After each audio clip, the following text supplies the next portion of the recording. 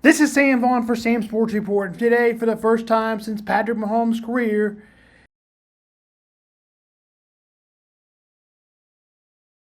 watching just like we are. This is Sam Vaughn for Sam Sports Report, and today in the NFL football games of the championship weekend, it will be the Patriots and shot for a Super Bowl, and it will be the Denver Broncos. Unfortunately for the Broncos, they will be without quarterback Bo Nix. He will be without injury to the ankle. Jarrett Stidham will be activated for the Broncos. So the plan will be to keep it close and execute late. Otherwise, really Denver is going to have to really play well and avoid turnovers. That's the chance for the Broncos. This would be an upset like none other with the backup quarterback in the NFL playoffs. The one thing Denver will have on their side, it will be in Colorado Mile High, which is one of the hardest places to play. But the weather prediction today in Denver is not like everywhere else in the world. It's fairly warm, it's fairly mild in Denver, Colorado. It's around 18 degrees Fahrenheit.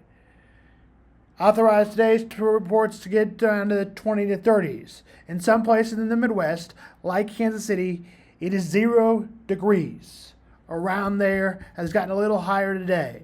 But windshield, man, it feels cold, about -4. So it will be warmer in Denver. Not quite to the elements of where you would have to play, for example, if you played in Kansas City. Now let's preview the game versus the Denver Broncos and the New England Patriots. The New England Patriots, the Broncos to host.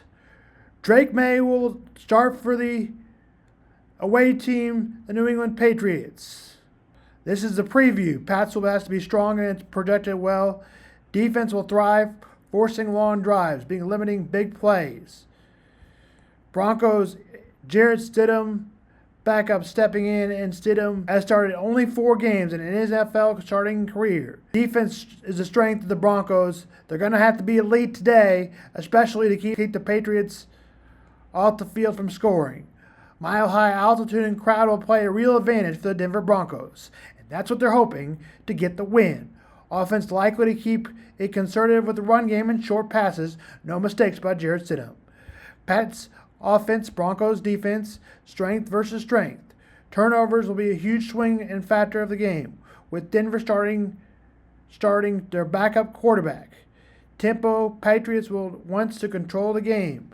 Broncos want to grind it out. What decides the game? Can Drake May handle the pressure in Denver? Can Stidham avoid turnovers and let the defense carry him? Red zone efficiency on both sides. The quick take, Patriots have the edge. Broncos have the defensive side and home field advantage. Expect a low scoring game and physical game that outcomes. This game will be like Nick Foles starting quarterback for the Eagles. The only difference is he won the Super Bowl and he started a lot more games than Jarrett Stidham has in his career. For the New England Patriots, players to watch out for. Drake May leads the team in offensive central control and coordinates rhythm for the ball, and is probably the second overall MVP candidate behind Matthew Stafford. Stephon Diggs will be playing for the Patriots wide receiver. He was really good at one time, has grown back of the strengths this year to becoming a good receiver again. Defensive tackle, Melton Williams, defensive tackle, big presence inside to help collapse the run. Christian Gonzalez will be hoping to give the cornerback for the Patriots to give some coverage. Injury update for the game. Injury update for the Patriots to start with. Christian Elfin Christmas is inactive. Caden Wallace is inactive. Kobe Minor is inactive. Kobe Lance is inactive. Quarterback Tommy DeVito is inactive. J.L. Skinner is inactive. Alex Forsyth is inactive. Michael Brandy, Crane Reed and Sullivan Jones, inactive for both teams. Game time, again, 2 o'clock, 3 Eastern, 2 p.m. Central. And the best game of the day will be the Rams and Seahawks squaring off. This will be a interesting game. I think it will be the best game of the day. Sam Darnold, who has failed to show up in big games, but has had quite the season.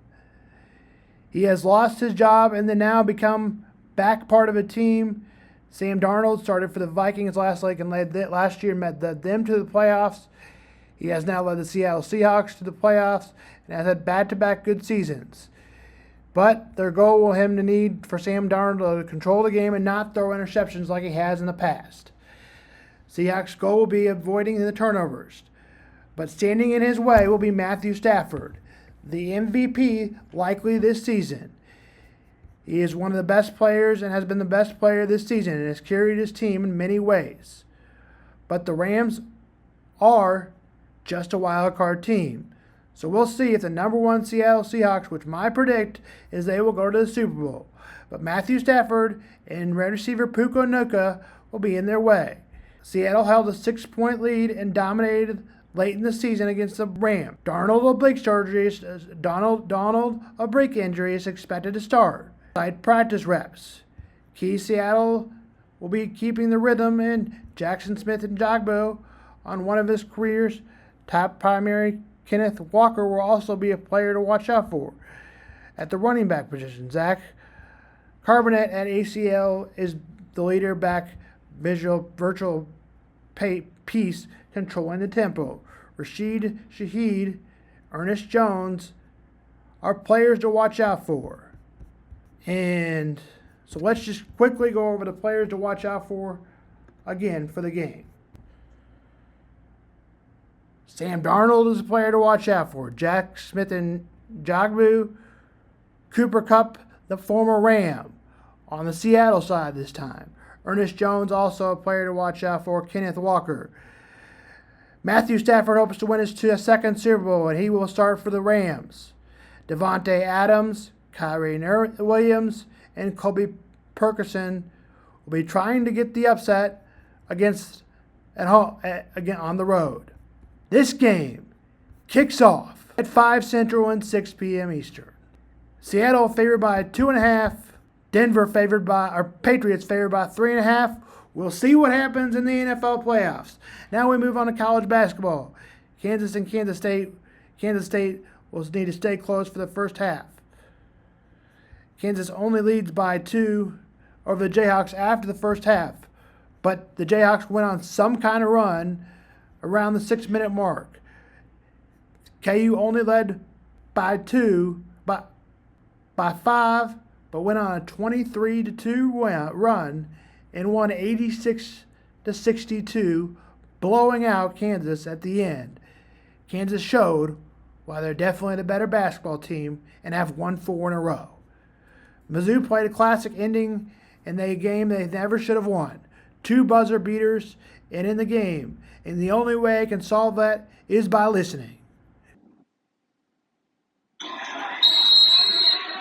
Pierce to inbound. Here's Barrett. Past midcourt, gives it up. Pierce from the logo.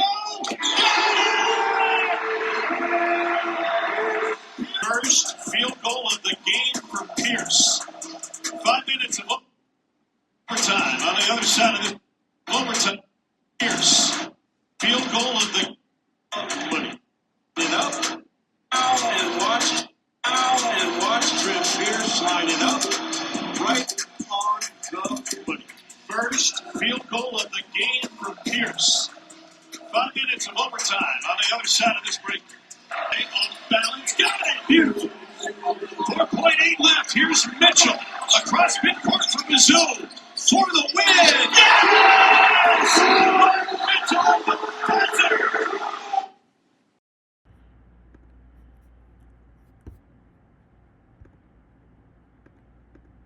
Mizzou escapes luckily in overtime as 2 buzzer beaters get the win over Oklahoma and stay on the bubble, as Mizzou is on the 73rd ranking and need to get in with 68 teams to get in the NCAA tournament.